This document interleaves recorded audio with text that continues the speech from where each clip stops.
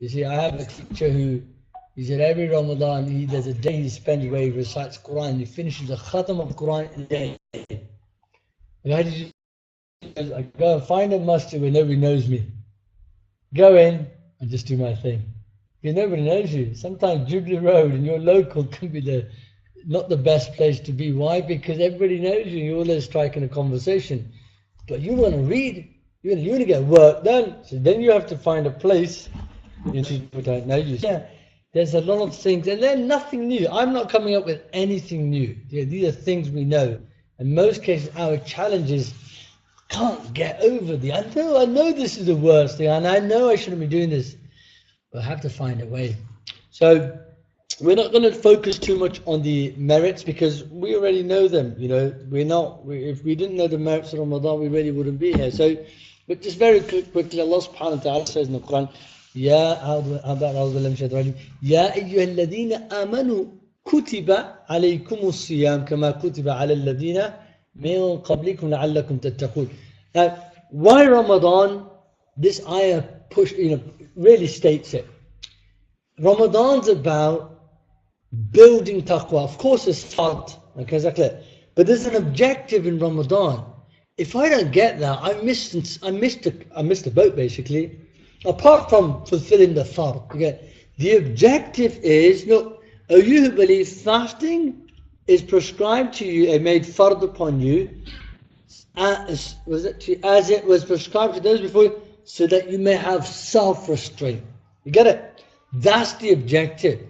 I have to look, right now you find some of us are okay. Some of us, whatever the ego, the caprice say, you go. Say, look here, okay, say this, all right, whatever you say. In reality, behind the scenes, we're slaves. We're enslaved. We're not in control. We're not even in control of ourselves. Even though we feel like we're in control. You know, something else is in control. Whatever it says, we actually do. Wherever it tells us to go, off we go, without looking. Sometimes our parents mock us, and sometimes they say, you're married, since you've been married, you've gone, you become the slave of your wife. Whatever she says, you do. What you find is, we're like that. We can step back a bit and look at it thinking, am I in control? Who's in control? Me or my ego? You get it? Whatever it says, I do. And this is it. It's trying to take control. You understand that? I always give this example. Sometimes you see people walking their dogs, but they're not walking their dogs. The dog's taking them for a walk. And that's your ego. You get it? When I'm not in control, and it just makes me look and say, wherever it tells me to go, something else is in control. And it's trying to take back control. Is that clear? That's what it's about. Is that clear? How? By having awareness of Allah. Fear of Allah, love of Allah, all those things then allow us to take control. You get it? Then it only goes where it sees Allah's love lies and it pleases Allah subhanahu wa ta'ala. So this is the objective. And Allah says in the Quran, it's only a few days, and we all know how quick it goes. You will hear my voice, echoing in your mind, and it'll be probably the 15th of Ramadan. Think, bro, Qasma yesterday he said the same word. That's how it goes. These are the times it just goes really quickly. Is that clear? So it is just a few days. I can't approach them and think, oh God, man, Ya Allah. If it's hot like this, I've had it. Nah, bro, embrace it. Yeah, season of Allah, bringing great mercy from Allah subhanahu wa ta'ala, great gifts from Allah subhanahu wa ta'ala. So just a few days. And if you're ill or you're traveling, okay, then just make them up afterwards, okay? And then we have this, to see, fixed number of days. Ayyam ma'dudat. And if any of you is ill or on a journey, the prescribed number should be made up from days later. For those who cannot do it with hardship, is a ransom they pay, sadaqah. You're feeding of one that is indigent, somebody poor. But he that will give more of his own free will, it is better for him. It is better for you that you fast if only you need. So this at the end is saying, listen, push yourself. You fast. Don't find an excuse. You gotta fast. You see, look around, you see old people. You know, doctors said don't fast. They're fasting absolutely fine. So there is an element of pushing, and you won't know until you push yourself. All those who've got exams, and Allah Barak and your GCSE maths, is it? Maths Monday? What's on Monday, Tuesday? RS. Chilling, bro. Okay, get it. Shaitan, put maths before Ramadan. Yeah. Whatever it happens, may Allah Barak in it, inshallah ta'ala, open your heart. But if somebody says to me, oh, you know, no fasting, I can't fast, I've got GCSEs. I personally think you're chatting. Yeah, you should have known that in Christmas and put it into your program. You see that I've got Ramadan coming, and so I don't think that's a fair. You know, I don't think I couldn't comment for everybody, but I just don't see that as an argument. Inshallah ta'ala, Allah barakah. You know. Yeah. شهر رمضان الذي أنزل فيه القرآن هدى للناس وبينات من الهدى والفرقان فمن شهد منكم الشهر فليصمه. There's your answer. ومن كان مريضا أو على سفر فعدة من أيام أخر يريد الله بكم اليسر ولا يريد بكم العسر ولتكملوا العدة ولتكبروا الله على ما هداكم ولعلكم تشكرون. A fasting for a fixed number of days. But if any of you is ill or on a journey, then prescribed number should be made up after. And then you've got this, you can see here, look, this is actually the wrong translation. You can tell, because there you have Allah wants ease for you, and He doesn't want difficulty for you. So if you're ill or you're traveling and it's hard, then you can make it up afterwards. Is that clear? Okay. And then you've also go right at the end, so that you can be grateful to God. And we have lots of reasons to be grateful to Allah. What are some of them in Ramadan? What is the biggest reason? What makes you say Alhamdulillah in Ramadan? What do you think? Food, prante. You know, it's not like, oh, I'm cutting down. To be honest with you, Ramadan, unfortunately, you see, I mean, it depends how you look at it, but we know. It's like we have things we never eat, you know, all year long, but we get them, you know. So in terms of food, for sure, lots of opportunities to shukr. Are there anything else? What else is there? Some would say, family get together, bro. I don't see my brother all year long, but in Ramadan, alhamdulillah, we eat together. You know, mum and dad, I get a chance, an excuse to sit with her. You know, what else? See what you're capable of. In terms of worship, you push, you learn lots of things about your your boundaries, how far you, yeah, good, what else? This is interesting because this question makes you think, and also you see where, you know, like normally where we go. Yeah, like I'm saying to you, what makes you grateful? Food, worship, okay, what else? And it's important here to think about the spiritual. What does Ramadan give you? Yeah, the calls in the heavens are saying, who wants to be forgiven? You see, here's a great opportunity for forgiveness. The call is saying, I'm leaving everything for you, Ya Allah, because I love you. You see, so you see people's great commitment to God and their love of Allah. They leave all those love things that they loved as humans do, just for the sake of Allah. You see, that's the purpose. You know, we see some amazing things. People seeking, you know, Laylatul Qadr. Yeah, what is Laylatul Qadr? It's the epitome of God's pleasure. That's what you're looking for. What worship, push myself. So inshallah, either I see or Allah recalls me from amongst those. I think it's a good time to start to think about spiritual things. You get it? One of the big killers of this time is, along with cancer and all these, spiritually material things. You get it? It just got too much. You get it? It's just too material. I've got to start thinking about spiritual, you see. And just close my eyes and try to benefit. Have just a sitting with Allah. You get it? 15 minutes, 20 minutes, 10 minutes. Not you and the park, not you and your best walk in Henley or Hurley, wherever it is. Not you and your best pizzeria or treats or Not you and your children, not you and your spouse, not you and your parents. You and Allah. You get like, where's my time with Allah? That can come in the form of Quran. It can come in the form of Salah, Salatul Tasbih, some nafil prayer. Or it just comes in the form of me closing my eyes. Allah. Yeah, Allah. And a conversation. We have a beautiful hadith. Most of you are young, mashallah. And the young are those from the 7 who have the shade of Allah. But there's also a category of those who, the person, not the young, the one, who's sitting there and starts to shed a tear because of his remembrance of Allah subhanahu wa ta'ala. Do you get it? No other reason, just out of love of Allah, out of fear of Allah, but there's a connection there. You get it? It might be gratitude, it might be real pain of, tawbah, exactly, whatever, but like a sheds a tear for Allah. You see? So here, great moment to do that. Because in Ramadan, the heart's softer.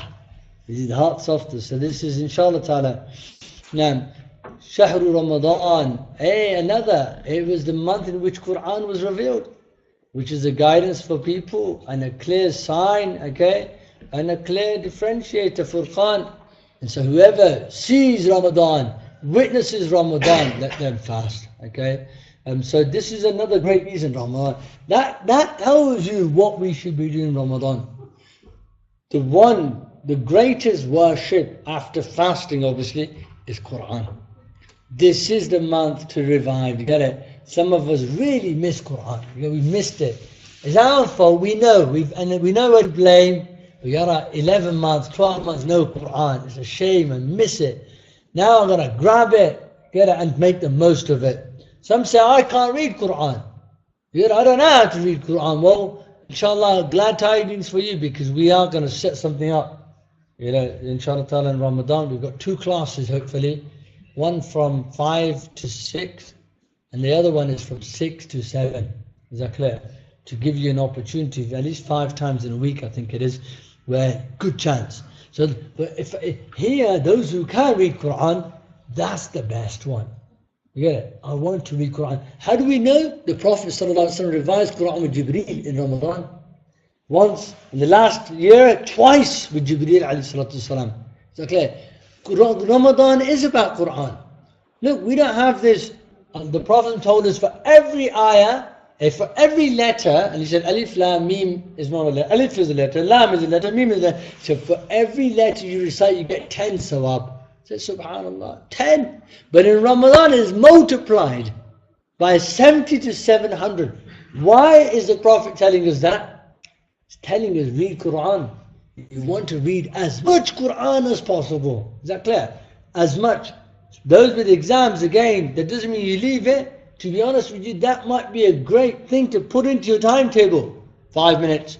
Every half an hour, 5 minutes. Is that clear? Get an hour. Inshallah ta'ala, Allah subhanahu wa ta'ala will reward you for your efforts with your revision. That's really important. And that takes precedence. Is that clear? Okay. However, you work around that. And if you did less, Allah knows, Allah's aware of your efforts. You see, so here, we're people of the moment. You have exams, that takes priority. You fast, and that's your ibadah. The revision's your ibadah. Is that clear? But where possible, instead of playing Tetris or old-fashioned, there's lots of new games that I can probably replace it with. Ramadan, you've got to replace it with this.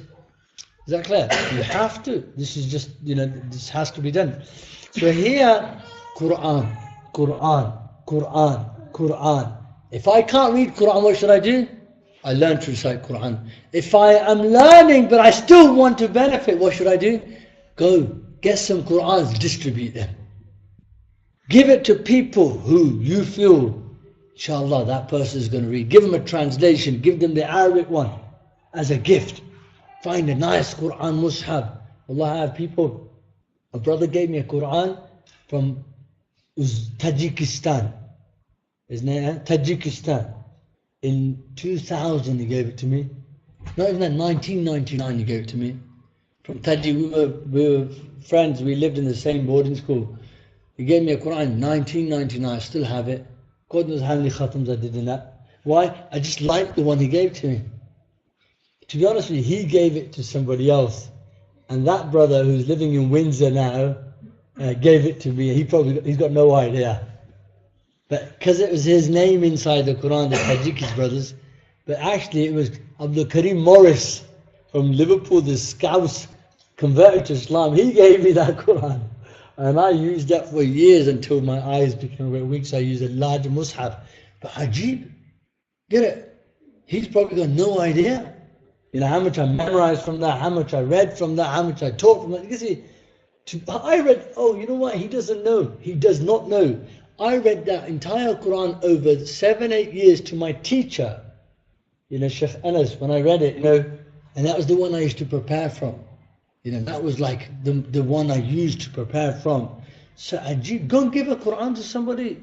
Go and serve those, you know, who are reciting Quran. Make them, you know, find them nice chairs, find them a rail, and after Maghrib, you know, come see who's reading, give them something to drink. You get it? Hey, find other ways to get involved. Is that clear? Other ways. Go and sponsor a hafiz. You see, there's lots of things that you can do, inshallah ta'ala. Now, وَإِذَا سَأَلَكَ عِبَادِي عَنِّي فَإِنِّي قَرِيبٌ أُجِيبُ دَعْوَةَ الدَّاعِ إِذَا دَعَانِ فَلْيَسْتَجِيبُونِي وَلْيُؤْمِنُوا بِي لَعَلَّهُمْ يَرْشُدُونَ. Hey, you see this? You got Umrah, you feel closeness to God and His Prophet. Ramadan, what does Ramadan do? It feels like Ramadan brings that state from Mecca to every household. Here you are, as if you can see the Kaaba. You have that awareness like you have in the holy sanctuaries. You get it? And so that means the whole month is a time to beg Allah subhanahu wa ta'ala, make dua to Allah subhanahu wa ta'ala. So you find this is another important part of Ramadan. Not just that breaking fast, which is really important. So when you break your fast and then you make dua. And you break your roza first. We do it the other way around. We make dua, pukumar, you get 5 minutes, Maulvi Sahib's not finished his khatam. You got to hurry up. When the adhan is called, break your fast. Then you can keep making dua as long as you want. Is that clear? Break your fast. Then now it's time not for dua, break your fast. Yeah. Is that the recommended way? So not maybe make your dua 5 minutes before? You can make dua before for sure. Is that clear? With the dua accepted as the break of fast. Is that clear? So I asked Shaykh the other day when he said after you break your fast you make dua. But there's no harm making dua as you lead up to it. But what's not good is to delay opening your roza. You get it? Once the adhan is gone, open your roza. That's what Allah wants from you now. You can then make your dua. Now, but again, it'd be great to have, you might say 5, 10, 15, 20 minutes, depending your daily dua making. How? You might fix it before salah or after salah. But you fix it. You've got 15 minutes of dua making. So dua for who? There's loads of people who need dua. Yeah. Yourself, your friends and family, your children. You get it? Lots of people in hardship. You get it? This is the time to make dua. You're not responsible for du'as being accepted. Our role is to make dua. That's our servitude to Allah. By making dua, I'm doing my part, which is my ibadah to Allah. And Allah loves. وَإِذَا سَأَلَكَ عِبَادِ عَنِّي فَإِنِّي قَرِيبٌ أُجِيبُ دَعْوَةَ الدَّاعِ إِذَا دَعَانِ. I'm close to my servant. And I respond to their du'as and they make it. And that's the feeling. The feeling is that when I raise my hands and turn to Allah in dua, I can feel a closeness. Why? Because my Lord has said in the Quran, when my slave makes dua, I'm close to them. And I've got to try to find and feel that closeness. Is that clear? And this is ibadah. This is the essence, mukh, damagh of ibadat. Dua is no small thing. You see, that's why you find the entire prayer is full of du'as. All of it is dua. This is a great place to be. Those who don't make dua, sometimes it could be takabbur. They feel like there is no need to ask Allah. Is that clear? Here, if you love Allah, when you're in need, and even if you're not in need because you have everything, you can't do it without Allah. And this is why it's great to put your knees down and say, Ya Allah, and beg Allah. thank Allah. Ya Allah, I don't deserve these beautiful things you've given to me. Ya Allah, thank you. Give me the gratitude of prophets, of your awliya, of your pious ones, Ya Allah. Grant this, and keep begging Allah. So it's a great time. So Quran and dua. Okay. Now look, we have a few things that we're looking at. Okay. Bismillah. We're going to have a break in a bit. Okay. Fasting is refraining. Imsak. What's it called? Imsak. To refrain from. During the day from those things. So we have refraining during the day. Day is from when Fajr begins up until Maghrib. Don't rely on the adhan of masjids. Is that clear? When you start your roza or when you break your roza, that's not your scale. You have a timetable, okay? You use your clocks and you go in accordance with it, because sometimes they can call the adhan later and sometimes they can even call it earlier. Is that clear? Because if they call it later and you're still eating at sehri, you've broken your fast before you even started it. You get it? Who's to blame? Whoever called the adhan maybe, but your roza is not valid. So you'll have to make that up after Ramadan, yes. Say that again, Slinit. So we have two things. We have adhan of Fajr, which means roza has started. And then you've got, in Ramadan normally we have an earlier adhan. Like in the holy sanctuaries, you find that adhan is for imsak. They have it for tahajjud, but it's also like stop eating now. Prepare for closing your fast. So really you should leave 5 minutes before. But that 5 minutes, roza hasn't started. So for example, if it starts at 3:41, adhan, and they say leave at 3:36. Can I eat after that? I can. Even if I've intended? Yeah. But we're trying to say, stop, go brush your teeth, go make dua, pray 2 rakat tahajjud. Is that clear? But somebody's hungry, they haven't eaten. Let them eat, feed them. Feed them all the way until maybe, if they get it in before 3:41, 3:40, 44 seconds, 45 seconds, technically, their fast is valid. Because they closed it before 3:41. Do you get it? So that's their precautionary, is to save you from falling into a mistake. Because sometimes clocks can be different. Okay, do you understand that? So here, I can't pray Fajr. If I close my fast 5 minutes before, 10 minutes before, I can't pray Fajr now. I'm tired. Roza band ho gaya. Band ho gaya. That means I can pray Fajr. That's what it's supposed to mean. Roza closes. It means it started when Fajr starts. No, you can't pray Fajr yet. If I can't pray Fajr yet, then my Roza hasn't started.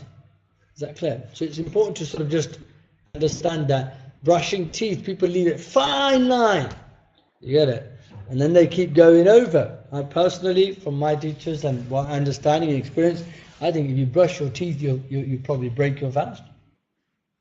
Again, I felt, I might be wrong, that if I use very, very little toothpaste, I don't feel I swallow it. I don't feel the taste remains. I think it can, like I'm talking about a really small amount. But more than that, like I feel the taste stays. I think the sugar you can taste. This is my own opinion, and so it's just not worth risking really to use a toothbrush without toothpaste. It's fine.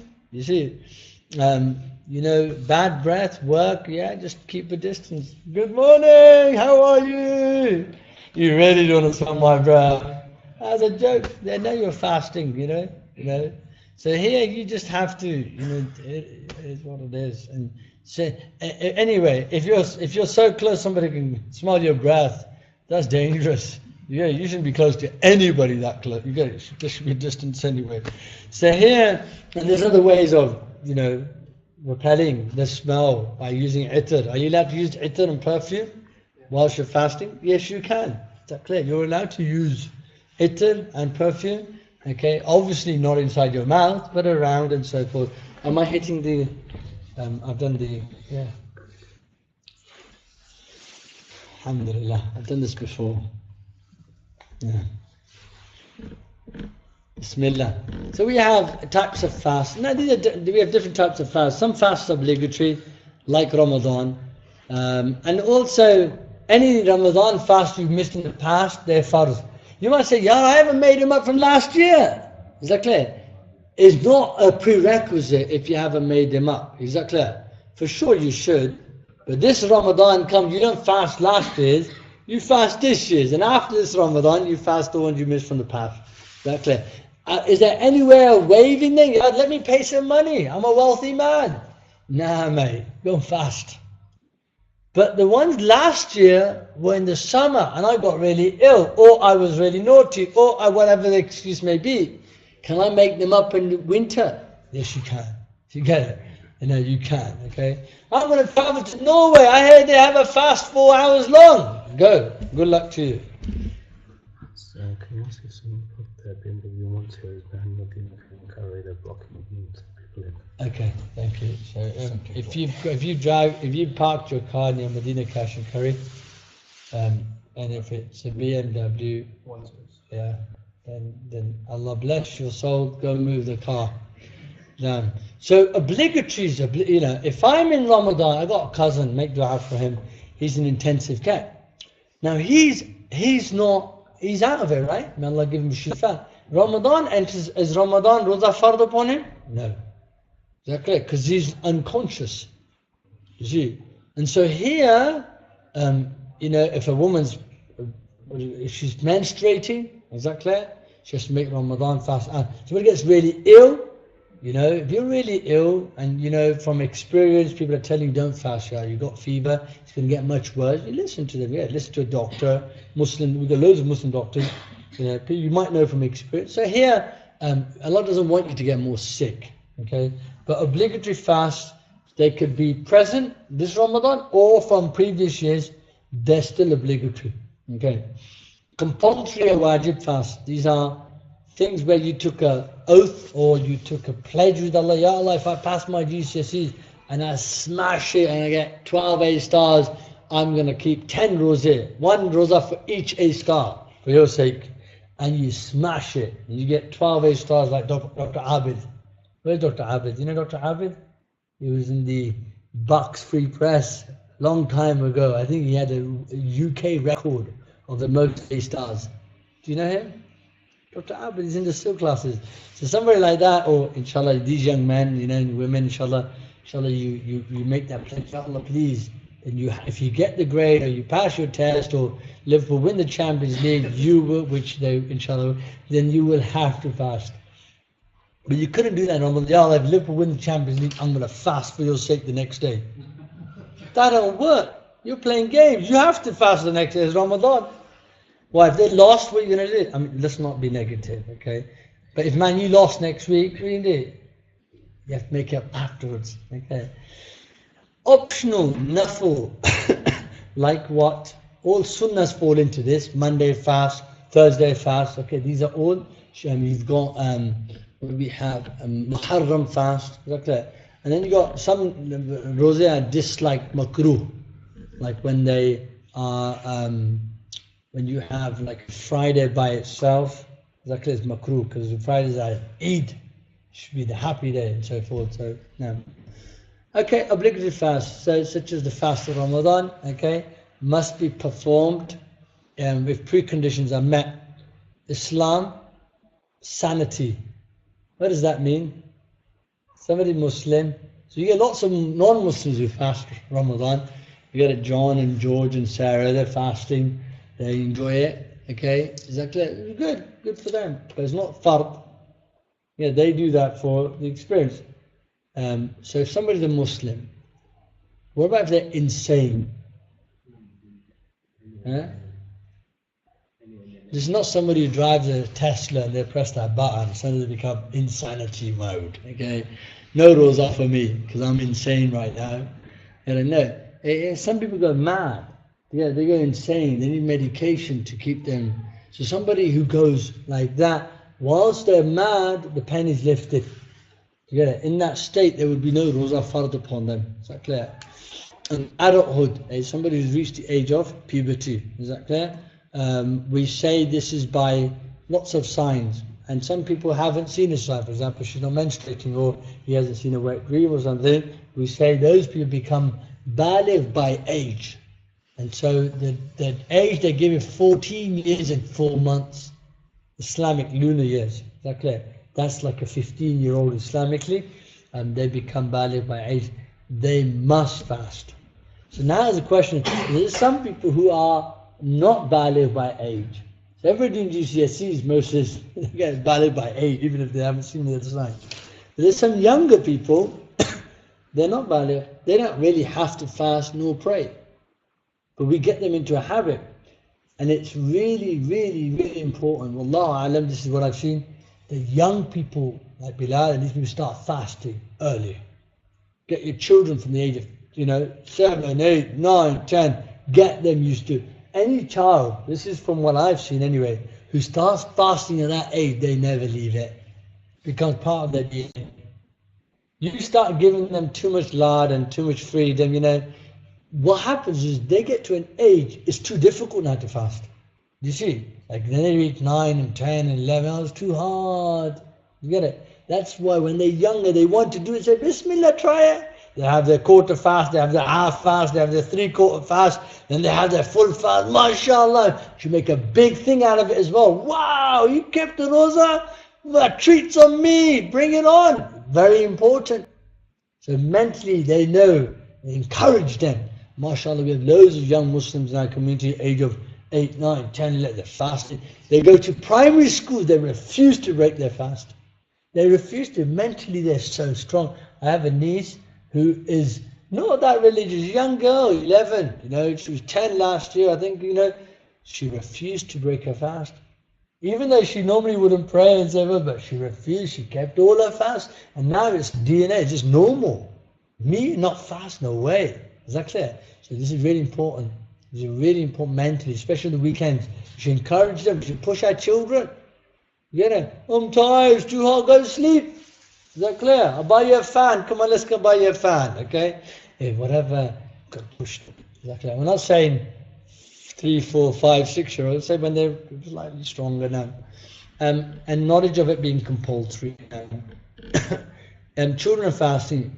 A child is ordered to fast if he has the strength to do so and is physically reprimanded at the age of 10, like the case of the prayer according to more correct opinion.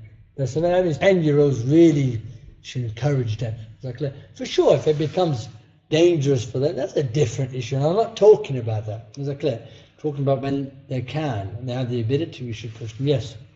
Sorry, what was that mention of knowledge of compulsory before with the aspects? Knowledge of being compulsory for the one who has embraced Islam. I ignored that because who doesn't know you have to fast Ramadan?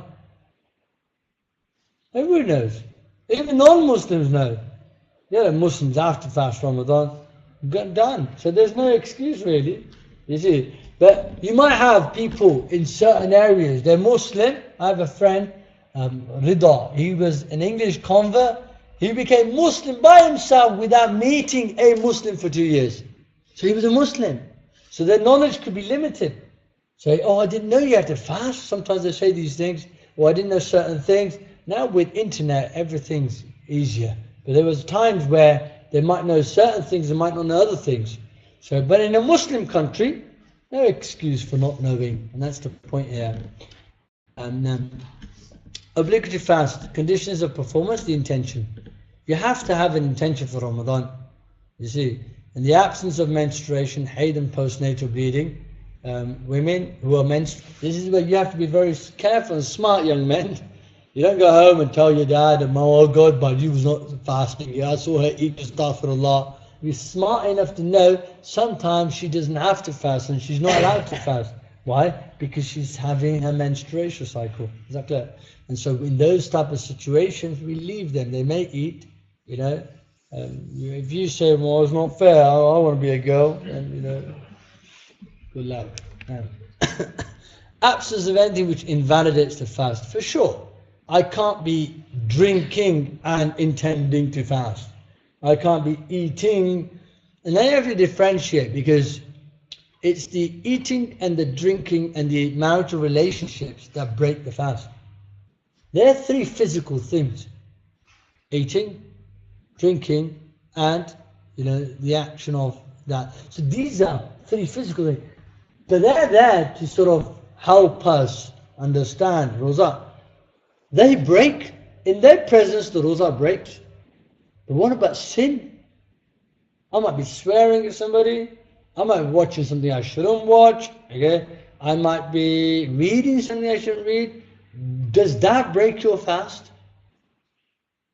And so, depends what level you're aiming at. Those things won't break the fast. Is that clear? They're not fast breakers. Is that clear? So if you're praying namaz, for example, and you see some haram, does your namaz break? What do you think? If I've got wuzu and I eat haram sweets, does my wuzu break? No, it doesn't. Do you get it? Eh? Haram. You eat haram. Do you get it? Well, it's not that breaks it. Is that clear? But for 40 days your namaz not accepted, that's a different issue. Is that clear? 40 days namaz not being accepted means you might get no reward for it, but you still have to keep praying. You see, it's like saying, it's like community service.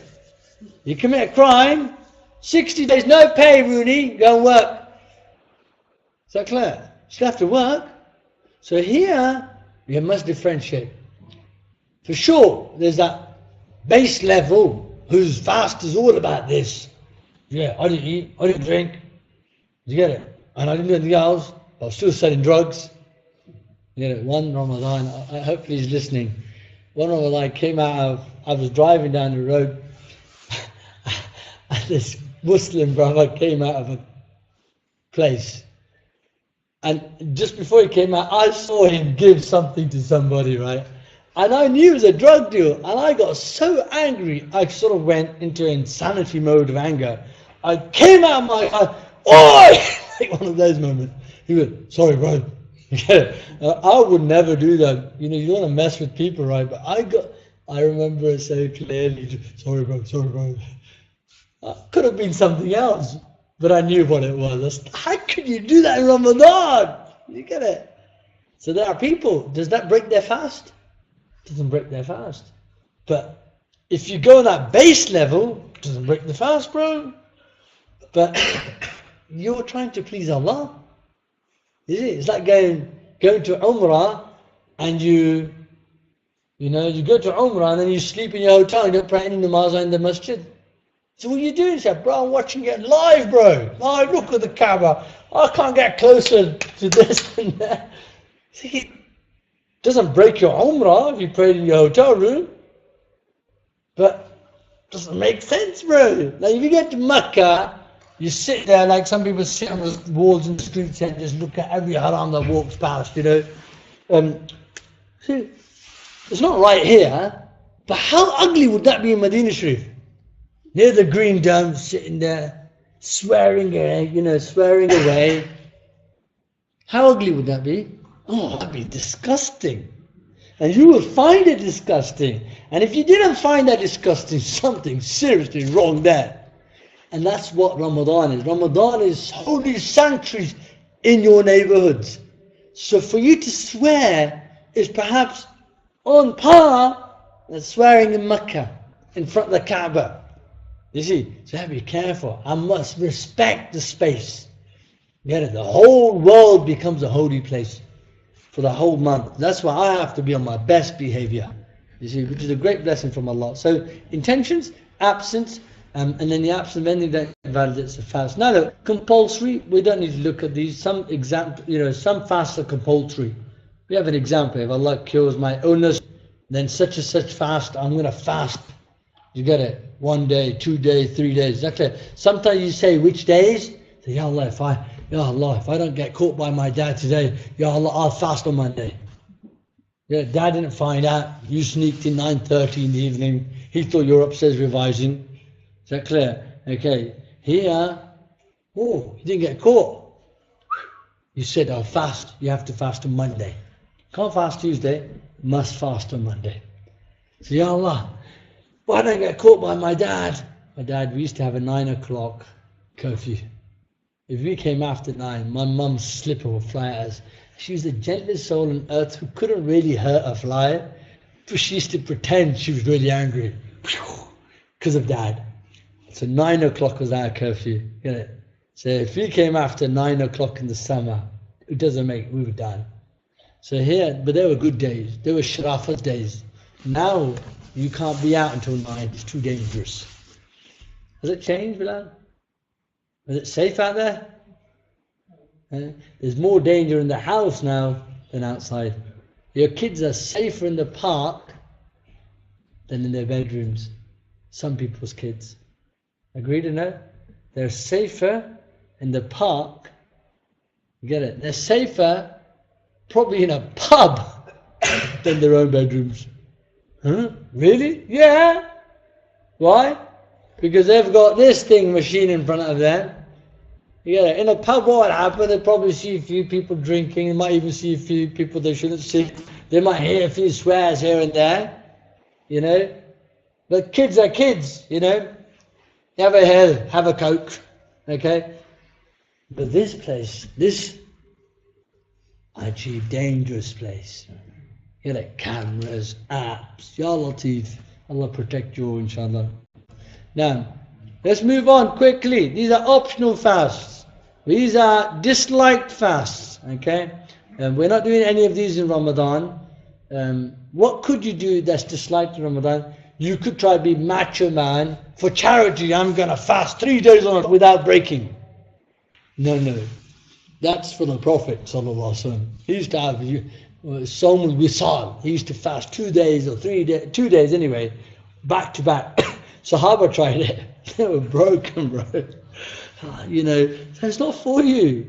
My Lord feeds me from the unseen. I have extra energy. You know, trying to follow the Prophet. It's not for you. So we don't do those things. Alhamdulillah, really nice and easy. Okay. Now, other disliked fasts, we have silence. Some here have Roza, I'm not going to talk to anybody. Some join, some say for the rest of my life I'm going to fast. You may, but you're making it hard, bro. Allah doesn't want that from you. But I'm going to do it. Good luck. You see, that's not what God wants. God wants from you to, balance. You get a nice balance. Okay, that's what Allah wants from us. And then your day of Shak, okay, which is the 30th of Sha'ban, okay? Because sometimes it could be Ramadan. Is that clear? We're not sure when it's like overcast and so forth. And for that reason, you shouldn't fast that day at all, okay? Now, unless it sort of happens to be a habit, every Monday you fast anyway and it's a Monday, then, then it's fine. Intention. The intention is the conviction and resolve within the heart to fast the next day. That's the intention. Okay? You don't have to articulate. So Rosa's coming. Say if it's on Thursday, Wednesday night, you get it. You know in your head, is Rosa tomorrow I'm going to fast. That's enough. That's your intention done. I don't have to say it. If I had an alarm clock tell me, wake me up for sehri, done. Mom, please wake me up. For what with the sehri? You? Yeah, I want to keep Rosa. MashaAllah. That's your intention done. Is that clear? I don't have to say, Niyat karta hu main, ye Rosa, khas waste Allah subhanahu wa ta'ala ke. You get it? You don't have to do that. But it's sunnah to say it. Yeah, it's sunnah to say the intention with the tongue like you find on the calendars. Is that clear? Good. Are we okay with that? Yeah? You're here, you're probably, the intention's already there. And some people, Thursday, you tell them, bro, it's Ramadan. Huh? I didn't know, bro. Seriously? Nah, man. It's my birthday last night, I was out. You get it? Oh, it's Ramadan. Can they fast? You meet them at work, 9 o'clock at school. Can they keep Rosa? They didn't have intention in the night. The question you ask is, have you had anything to eat this morning? Nothing, bro. They can still keep Rosa. Because on Ramadan, all until mid-morning, you can still make the intention. Is that clear? So you wake up Thursday morning, somebody doesn't know, they can still keep the intention. Is that clear? No. Types of specific and non-specific. So non-specific, current fast of Ramadan. You just say any, like I'm fasting Ramadan. Not Thursday, fast Ramadan, first day, second, no, just Ramadan. And fast with a specific vow, we can ignore them. This is so Ramadan fast. You don't have to have the intention from the night. You can have it in the morning. So every day, do you have to renew intention? It's good too. Is that clear? You could, but mentally you'll know you're fasting the next day. Is that clear? And that's enough. And even if you didn't have a niyat from the night, in the morning you can still have a niyat. Okay? Midday. Issue, what do we mean by midday? There's two terms here. You've got zawal and da'wat al-kubra. This is talking about if I wake up Thursday morning and never made an intention, okay? You got zawal. Zawal is half an hour or so before dhuhr. That's too late. Is that clear? My intention must be made before mid-morning. How do I work out mid-morning? So the sun rises at, what is it? Say 4:20. Say 4 o'clock. 4 o'clock, okay? And Zohar starts at 12 o'clock, for example. Is that clear? Let's say Fajr starts at, let me give you an example. Fajr starts at 4. Fajr, not sunrise. Fajr starts at 4. And Zohar is at 12, okay? How many hours is that? 8. Half that. What time is that? 8 o'clock. So up to 8 a.m. in the morning. That's your mid-morning. Is that clear? Okay? Okay. So that would be mid. So if I've made an intention before that, that's fine. So you take it from the beginning of Fajr up until Zawal time. Not even Zuhr, actually. Zawal. Yep. Yeah, same at Ramadan as well. Same thing. So if I wake up in the morning, Mum, what's for breakfast?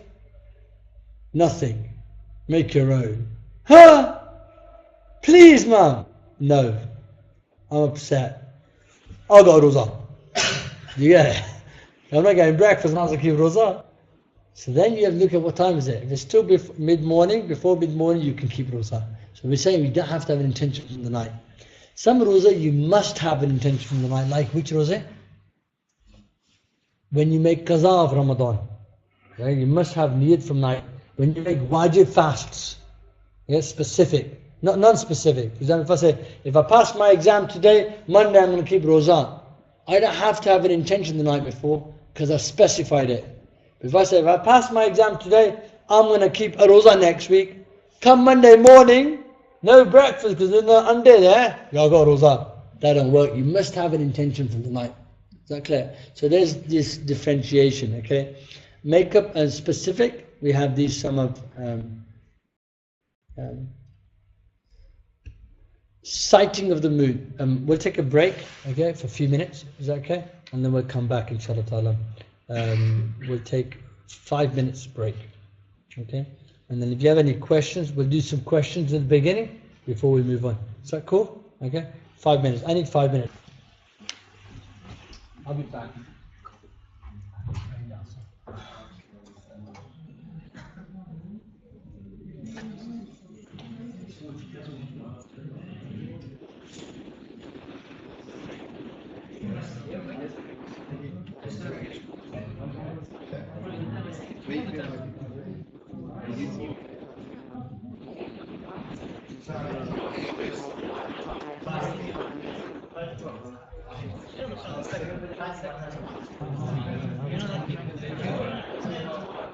Oh, we don't need to do that.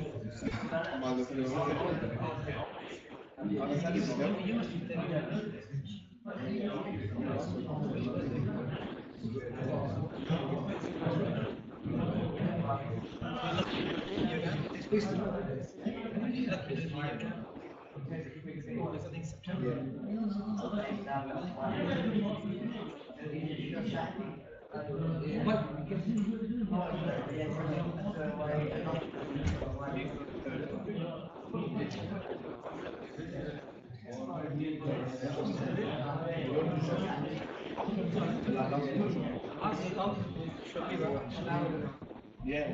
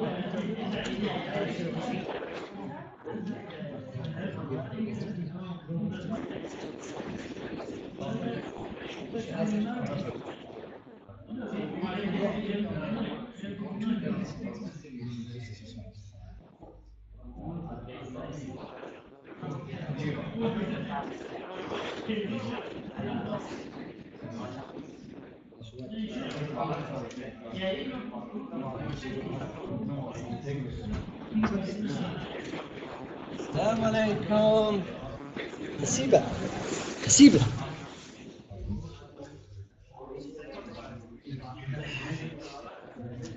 Come here. Shiraz? You need to go in that place. It's not for kids now. Okay.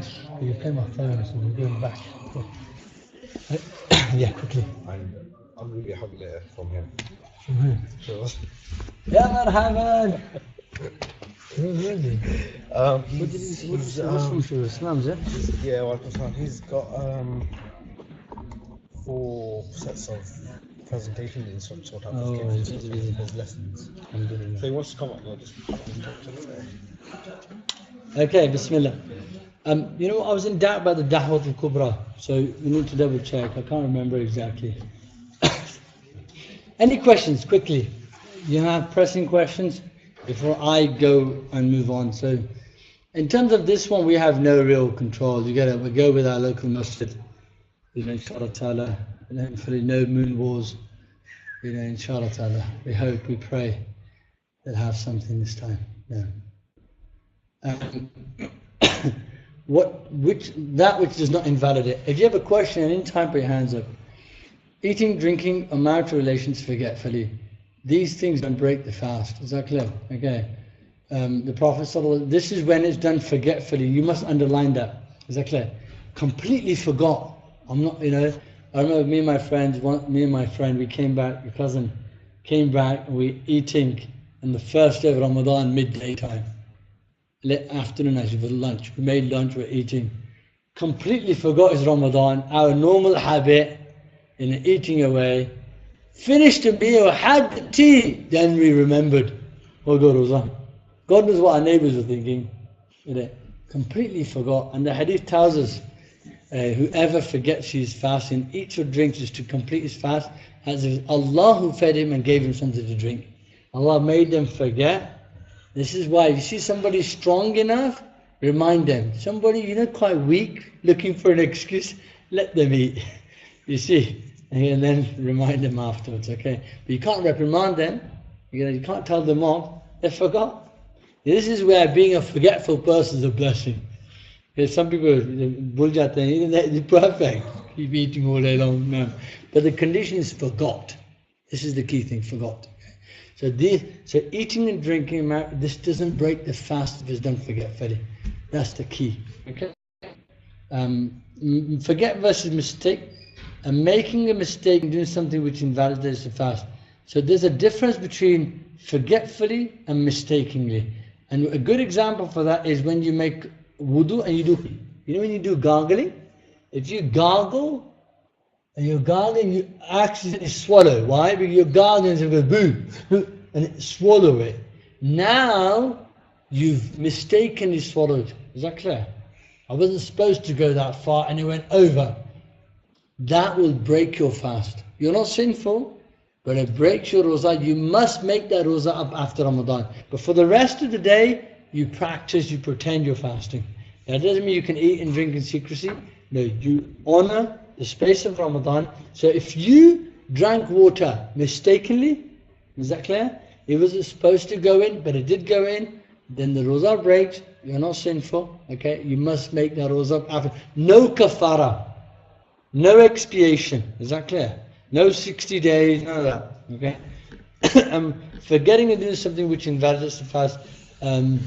Forgetting, I don't think we have something, unless I miss something, I don't think you have, if you forget and I don't think you can break your fast forgetfully. Is that clear? It's only by mistake. Are we clear with the difference? No. So that which does not invalidate the fast. Now, people get confused here. If I'm sleeping, I'm not in control. You see, I'm not in control. So if I see a wet dream is of what type of nature that dream is.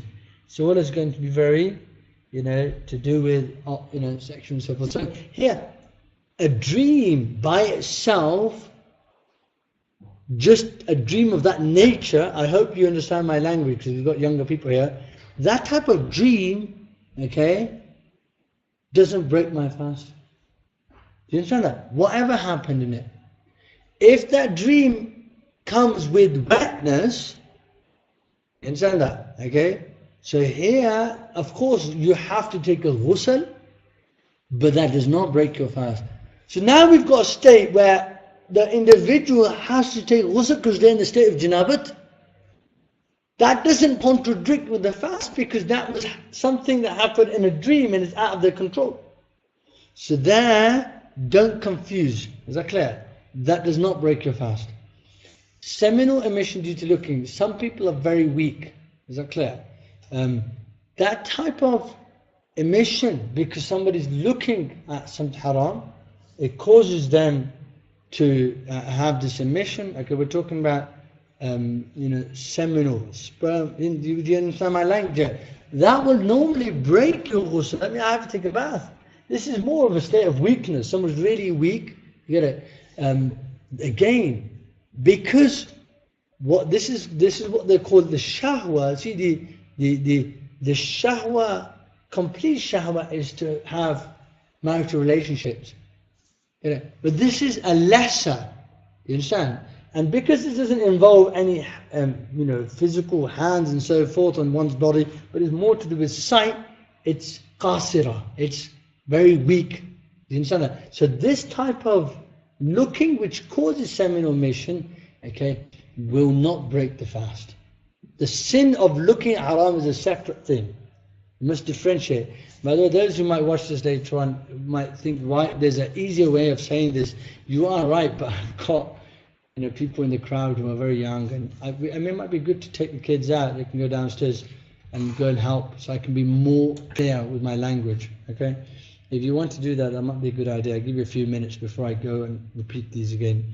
Applying oil or antimony, surma in your eyes. Okay, so I mean lenses, putting contact lenses and putting contact lens. What's it called? Solution doesn't break your roza. Is that clear? Even if you taste it in your mouth. Anything in the eye doesn't break. Okay, is that clear? So I can put surma on. Okay, so that a woman might say, can I put what's it called again?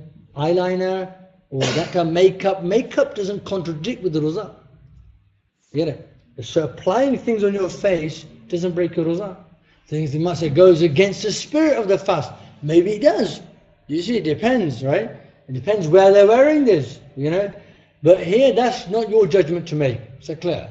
And that's that individual's judgment to make, but that doesn't break the fast. You see why? Because nothing going in, it's being applied on the outside. Okay? Oh, wuzu, no wuzu, that's a different issue. Can you have somebody who keeps roza, doesn't pray namaz? Yes, you can. You get it? They're two separate fards. You get it? The fact that I've kept my roza is much better than missing it completely. You know, if I say, oh, how can you have a roza without namaz, you know? You hypocrite, you this. Hang on.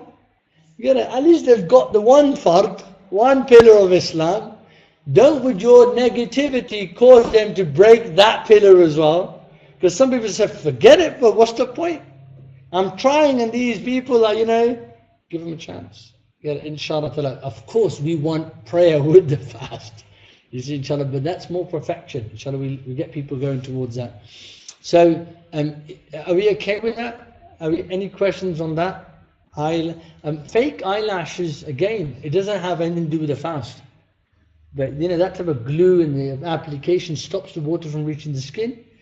Same as artificial nails and so forth. These things wuzu is not going to be valid. Why? Because the water can't reach. And then you get lots of this halal makeup. I think people are missing the point. You know, can I wear it because the ingredients halal? That's different to can I wear it and make wuzu? And I think there's a confusion. Because it says halal, they think I can apply it and make wuzu. That's their jahalat and ignorance. See, that means the ingredients is halal. But if I apply it, my wuzu won't be valid because it's stopping the water from reaching. Then you've got some nails, oh, the water gets through. Are you mad? How can the water get through them? You see, you know, they're stuck on with glue. Okay, if they're stuck on with glue, the water's not going to penetrate it. Are we clear with that? Okay, so this is something that our ladies sometimes come up with. Cupping. What is cupping? Nothing to do with cupcakes. First time I saw cupping was in Damascus, in the old souk. There was a brother there doing cupping. He was a convert brother. He used to model for Giorgio Armani. Subhanallah, he was a model for Giorgio Armani, became Muslim, Dawood Yassin. So, and he's there, big lad, 6'6", half caste. And he's getting cupping done, and the blood coming out like jelly, bro. It's like, yeah, jahala, all the jahiliyyah is coming out, bro. All the jahiliyyah, and loads of cups taken out. I couldn't believe it, subhanallah. So cupping is a great sunnah of the Prophet. This is extracting khoon from your body. Okay, khoon, extracting blood from your body, doesn't break your roza. Why? Roza breaks by taking things into your body and not letting them out. Is that clear? Okay. So here, so blood taking out, what does that do to you? It breaks your wudu. Why? Because the khoon has come out. But roza, no. You see, however, is it good to do so? So it depends on the individual. I remember I had cupping done once. I had 2 glasses and the cups, and the guy looked at me and goes, you go home. I was about to faint. The Shaykh next to me had about 10. He was still chilling. So it differs from one boy. So anything that weakens you, you shouldn't do. You see? So any physical activity, go to the gym, weakens you, makes your roza harder for you, you shouldn't do it. Yes? So you have bleeding gums.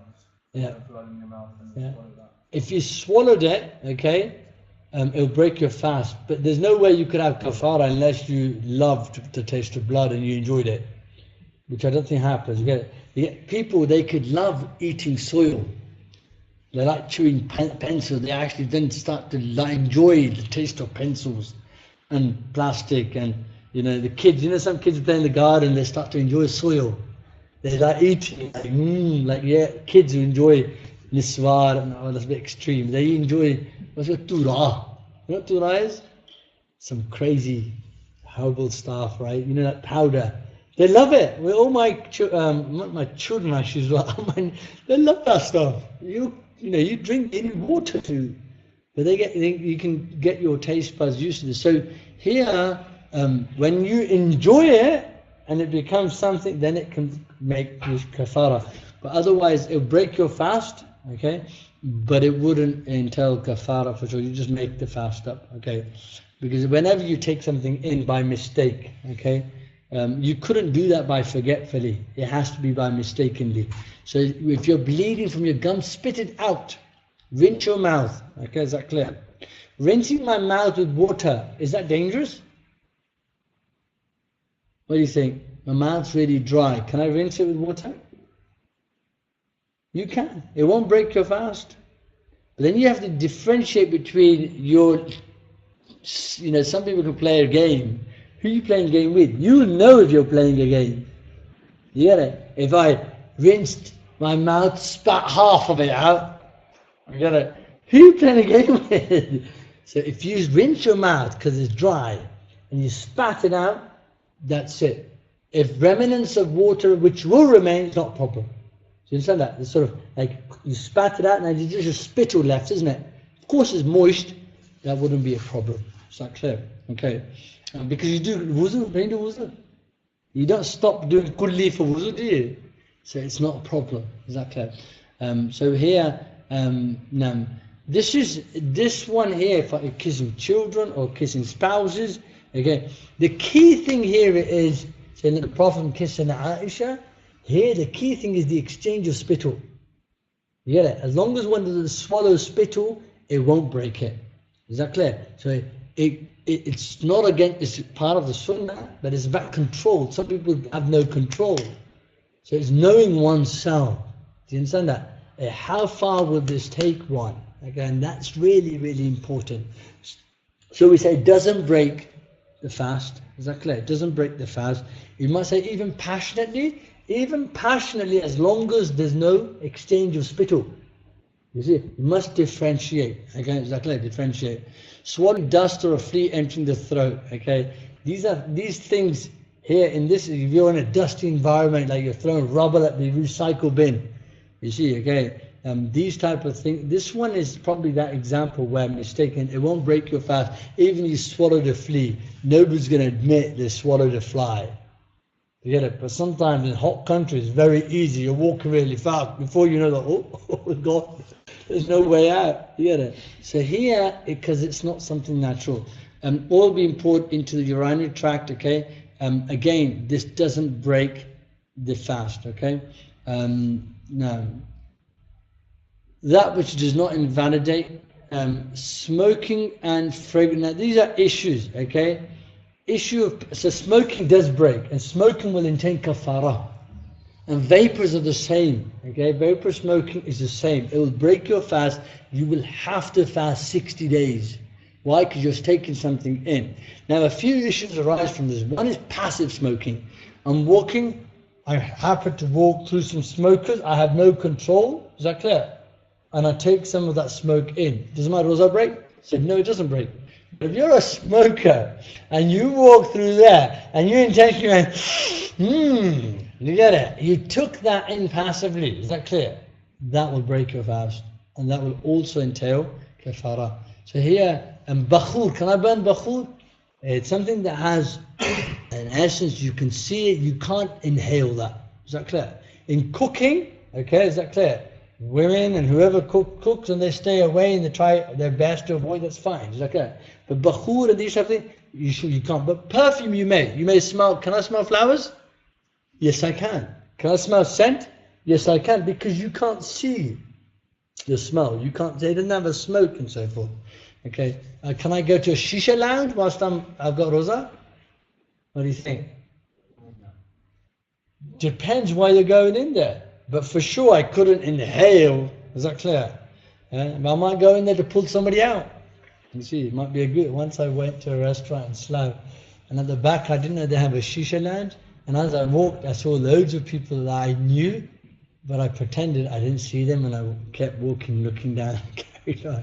Find funny people, good people in places like that sometimes. No, that's like the halal thing to do. Do you get it? It's not haram. That's what they say, right?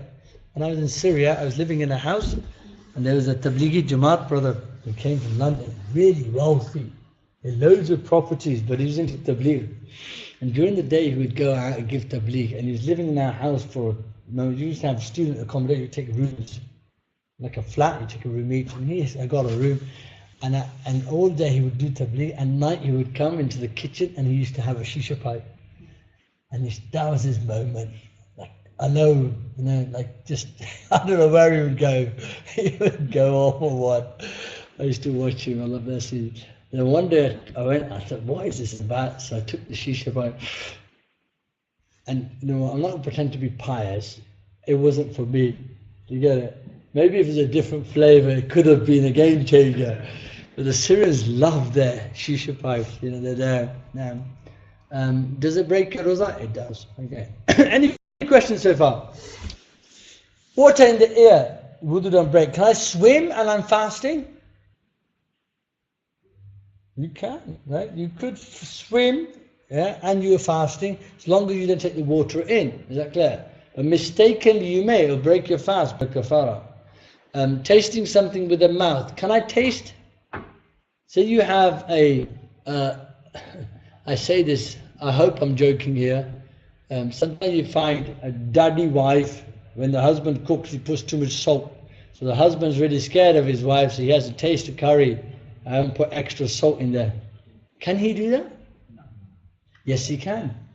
It will not break the fast. Why? Because the sensation or the taste on the tongue, you might even have a sensation of chili, mircha. You can spit it out and you can rinse your mouth. Is that clear? As long as you don't swallow it. This is not saying when your mate said, bro, you test the sweet out. I can test it. I know the rule. I learned it in the fiqh. Yeah, technically you're right. You taste it, it doesn't break your fast. But it'd be makruh if there's no need. When there's a need because he's a zalim or she's a zalim, zalima, you know, if he doesn't get it right, he's going to get really angry, especially with roza, he's going to be mad. Okay, she better get this right, or he better get this right, because she'll pick up the sword and beat him up. Do you think that happens? It does happen. I went into screw fix, and somebody mentioned it for a laugh. I went to screw fix, and there's this Gori, she went to the counter, Buddhiji, and she's there ordering this thing, and she turns around, she goes, where's my key? Really loud, the whole shop. They're builders, you know. The poor guy, old man at the back, came running to her, with his head down, Kuchara, gave his keys, and off she went doing her thing, and you know, I felt so sorry for the guy. Wallahi, I felt so sorry for the guy. The Kuchara, where's he paskia, right? And he was such a wafadar guy, when she went out to get out the door, he was there, holding the door open for her like this. I mean, he's already 70, what's left? Yeah, good luck.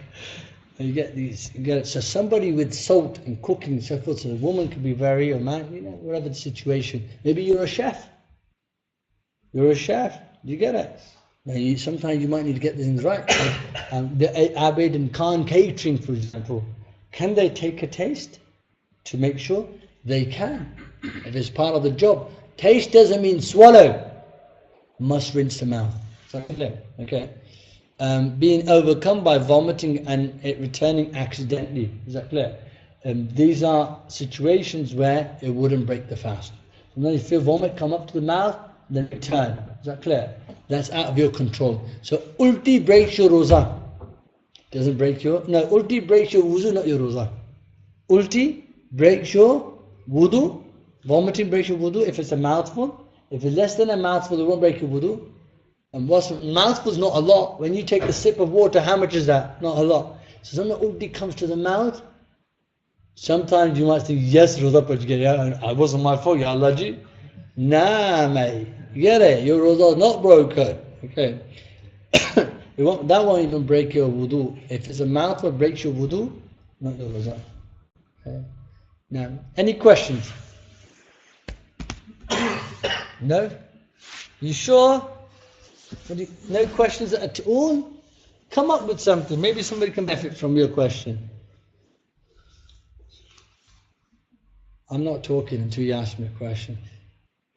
If somebody swear accidentally, yeah, intention, they're doing something and somebody got even if they swore intentionally, they got roza and they swore intentionally, does the roza break?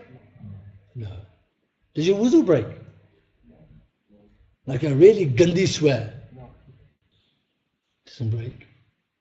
For sure, we must differentiate between the fiqh and the ruhaniyat. Is that clear? Spiritually, how ugly is that? You see, we're trying to differentiate the two. Okay, it doesn't break. That's not saying you can do it.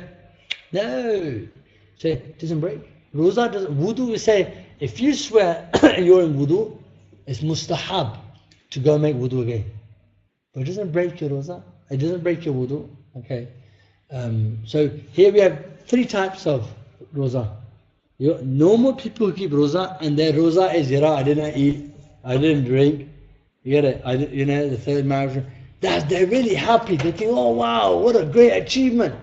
Qasmin, nailed it, bro. 30 roza. You get it? Dealing in drugs.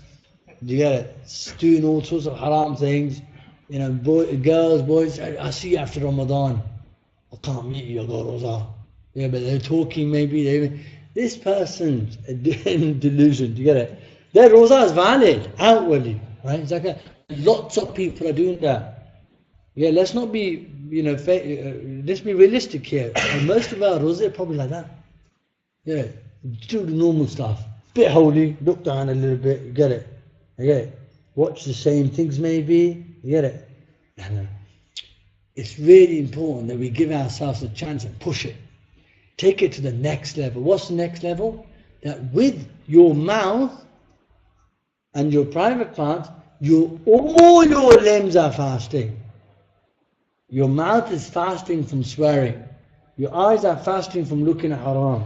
Your ears are fasting from listening to haram. Your hands are fasting from touching haram, writing haram, or harming people. And your feet are fasting from walking towards haram. Do you get it? You suddenly become alive. Your entire body, wujud, becomes alive. Exactly. That's how you start to function. Then you've got a higher level. Okay? And obviously I'm just chatting here. I'm only quoting. I ain't got a clue here.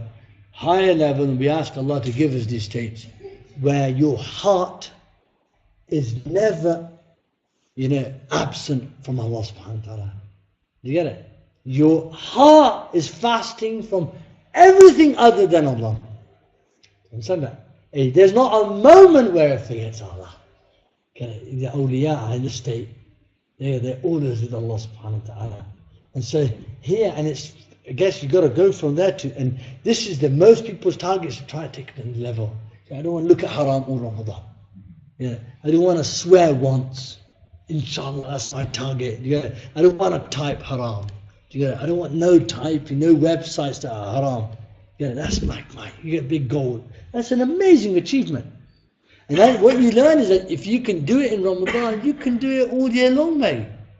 You've proven to yourself. Loads of people, no clubbing Ramadan, no drinking Ramadan, no smoking Ramadan. Somebody like that, and Allah is showing you how much power you have internally. If you can leave it for a month, you can leave it forever.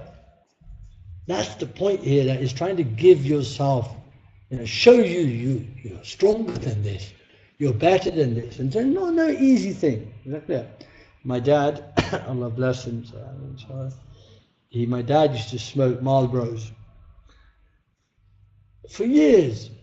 And then my dad went to do itikaf in Banbury Mosque. He was one of the first ones in itikaf in the 90s. Alone, nobody else. So he said, went in to do itikaf, and he took upon himself silence, which is makruh. But in those days, that was, no galna. No gal nahi karni. Roza, and then you got itikaf and no galbat. He took his cigarettes with him. So in his mind, at night, I'll smoke. Do you get it? All his life they've been smoking. Do you get it? It's hard to just leave.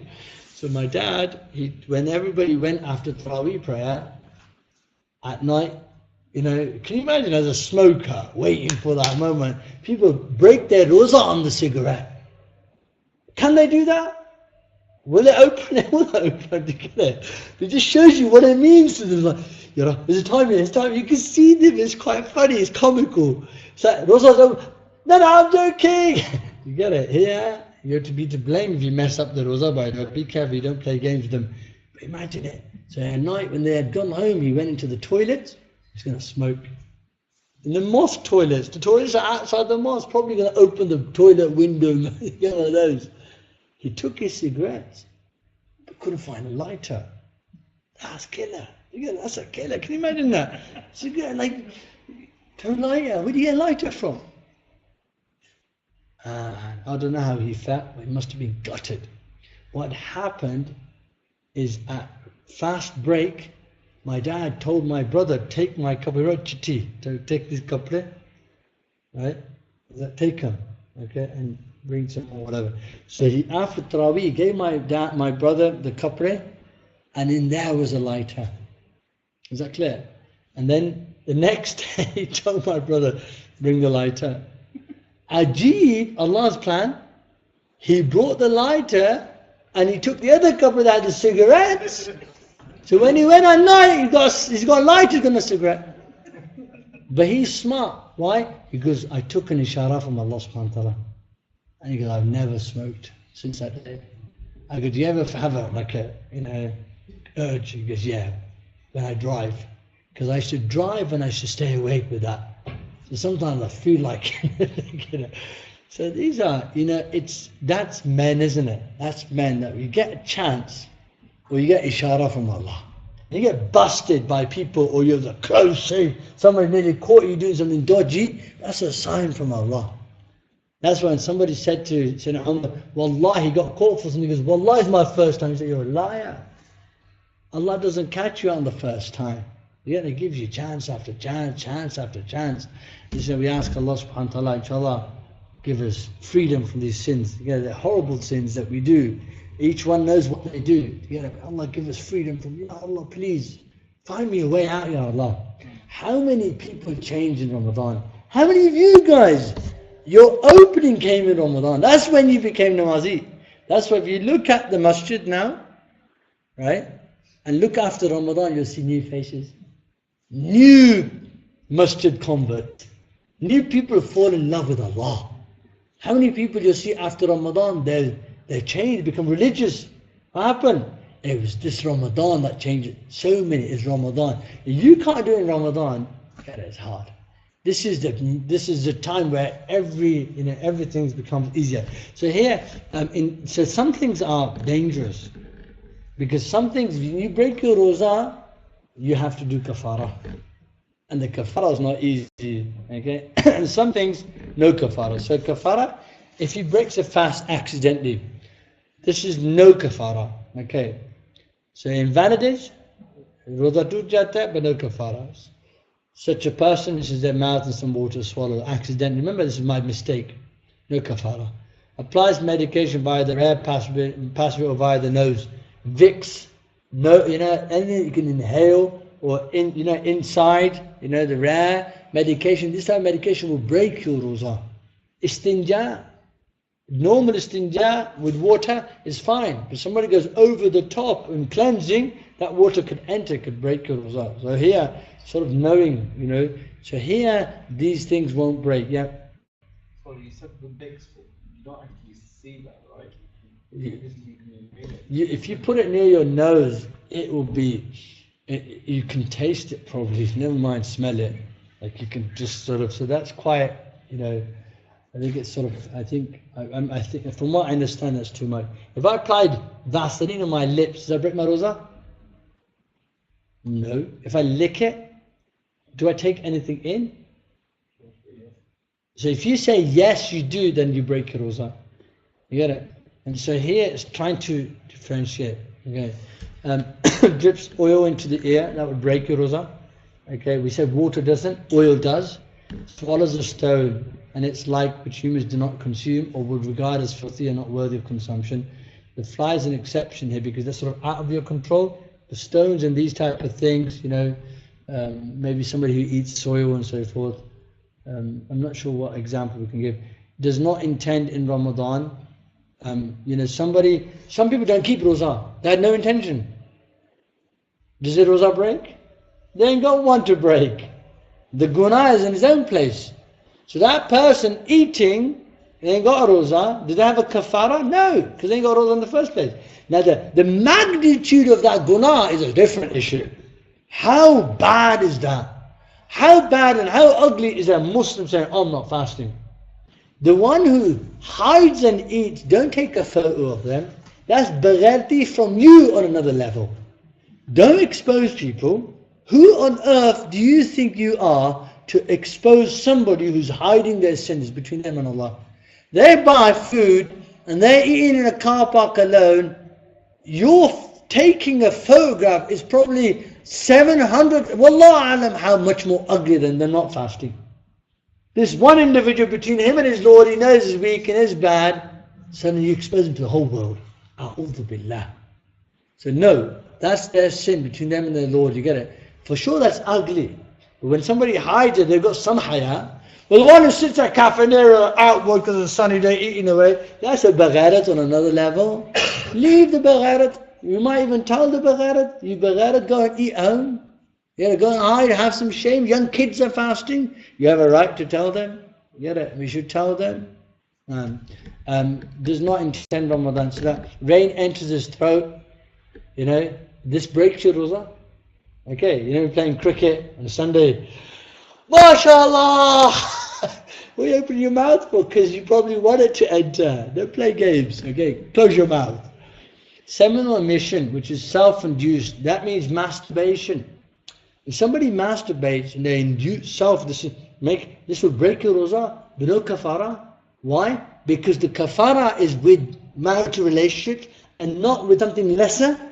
Is that clear? So looking at Allah, of course, is a big guna, but that will break your roza, but it's not going to be kafara. No kafara. Kafara comes with marital relationship. Okay. Invalidates other than the fast of Ramadan. Okay. There's any nafli roza that you keep and you break, there's no kafara. You have to just make that roza up. Okay. Has a pre-dawn meal thinking that it is not yet dawn. Says, has sehri?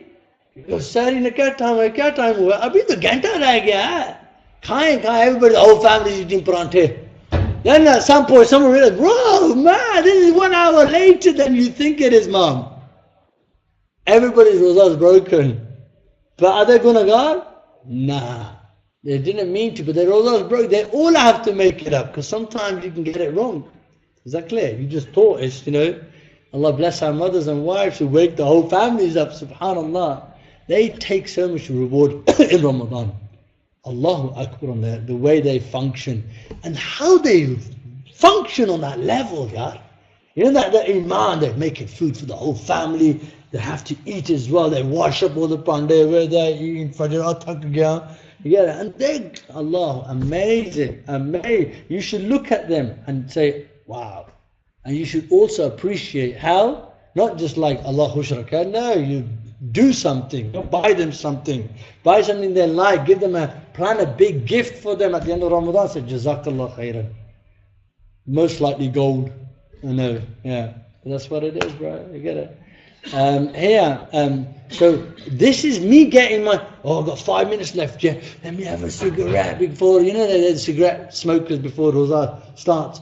They get it wrong. They said, bro, what you do? Because now I've got 3 minutes. Nah, bro, Roza started 2 minutes ago. Really? Roza broken. Why? Because you went over. Is that clear? But I didn't know. No excuse.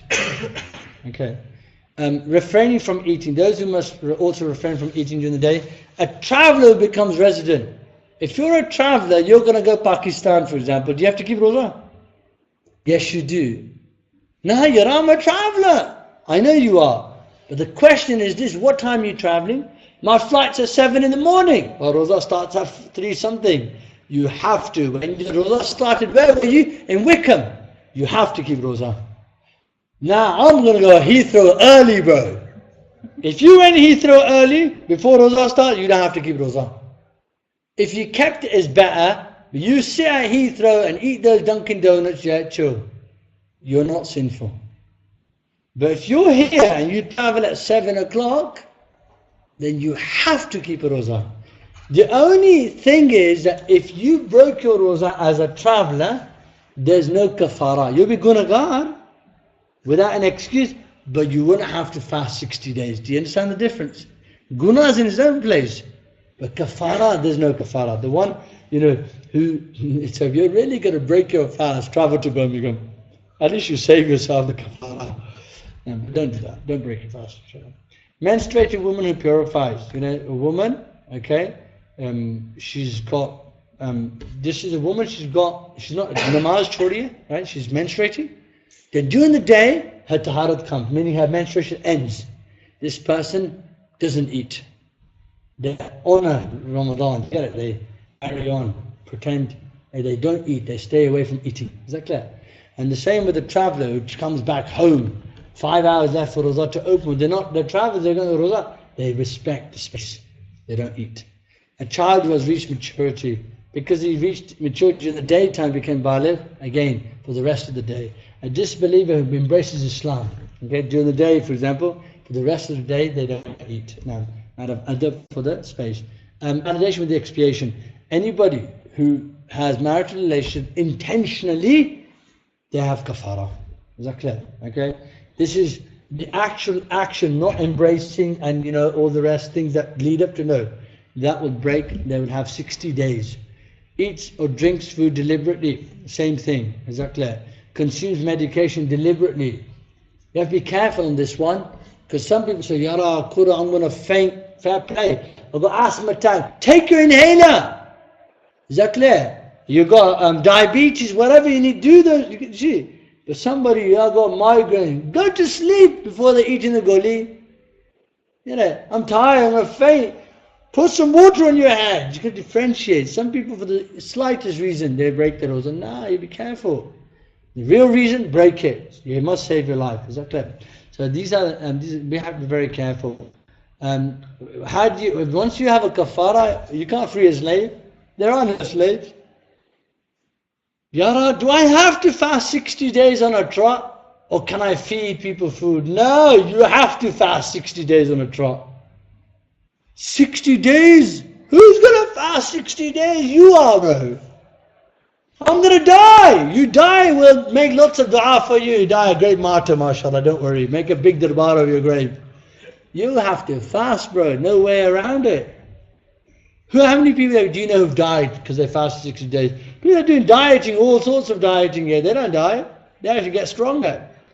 Bro, you messed up. Go fast 60 days. Make sure you don't fast. Make sure you do your calculations, because if your Eid comes in between, you're going to start your 60 all over again. If you get ill, you're going to start your 60 all over again. Unless you're a woman, her menstrual cycle does not disrupt her 60 days. That's a punishment. What's that? That shows you how ugly it is with Allah to break your fast without an excuse. No small thing, bro. Where else do you see 60 days? You don't see it. Except for these rare occasions. That shows you, if one roza, you break intentionally 60 days. Ya Allah on those who break 60 every day. Mazakh.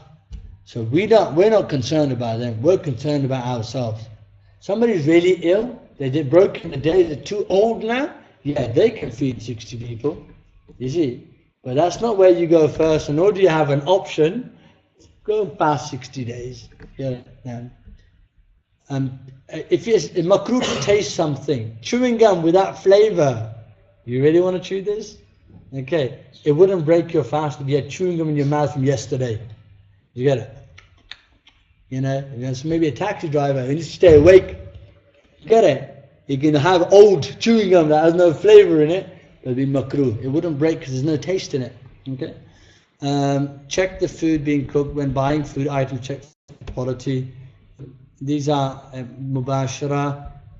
This is general packing and so forth. It's not makruh, but it's not haram. We mentioned toothbrushes already. I really should be careful with that. It's desirable, mustahab. Sehri, there's barakat in sehri. Some people don't like taking sehri. Why? Bro, I don't need to. It's not about you need to or not need to. Okay? It's about the sunnah of Rasul sallallahu alaihi wasallam. Wake up, eat a date, have some water, go to sleep. We keep the sunnah alive. You need that barakah. We need that barakah because the sehri is important. Even though in Ramadan it's hard to eat, you see, but we still fulfill this great, sunnah of the Prophet. So it's also better to delay your sehri. That means don't have it after Taraweeh, have it in the latter part of the night. Okay? Hastening to open the fast, don't delay, open straight away. Is that clear? Okay?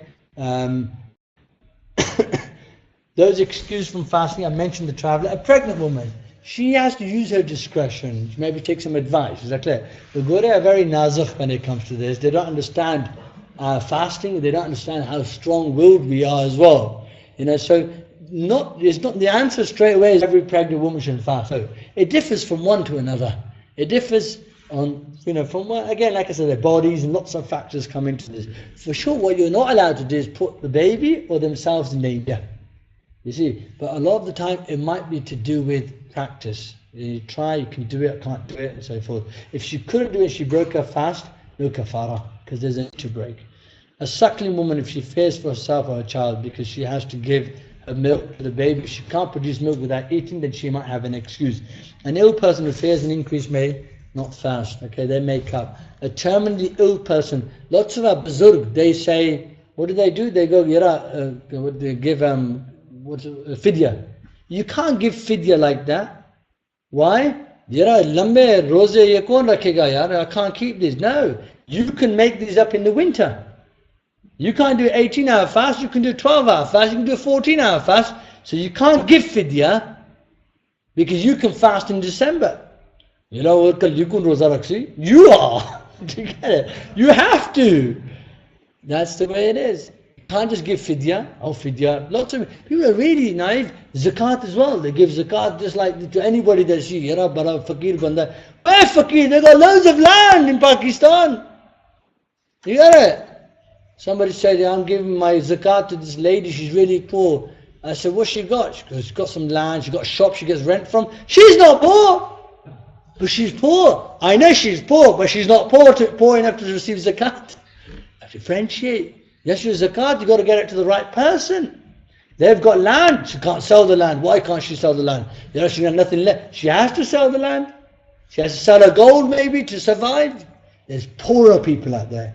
There's poorer. They're the ones who are valid recipients. So be careful who you give your zakat to. Optional fast. Well, alhamdulillah, I think this is enough.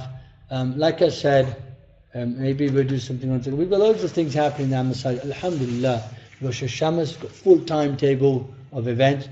We have here as well Tuesday, Wednesday, Thursday, Friday, Sunday. Mashallah, we have a lesson different every day from Asr up to Maghrib. So inshallah, I hope we see you. It's a great time. Allah give us life. Hopefully we can see Ramadan. Yeah, Ameen. Excitement. There's real excitement. You get like, wow, Ramadan's coming. Some don't get it. Yeah, they only get weddings. Shadi, hire a car, hire nadik, hire suit, boot, you get it? That's because they're so materialistic, you get it? We get excited because there's Mosque of Ibadat coming. Ya Roza, Taraweeh, Sadaqah, Quran Sharif, you get it? Like amazing things happening. Allah's Maghfirah, Laylatul Qadr. Some don't. Imagine living this life and not having a taste of Ramadan. Some people live this life, they never sit itikaf. Sad. How can you never sat itikaf? Why? One of the most amazing things you can do in your life. Itikaf. Allah. Alhamdulillah. May Allah forgive me mistakes. If you see, you hear, let me know. Assalamu alaikum wa rahmatullahi wa barakatuh. No audio. Now we'll read this.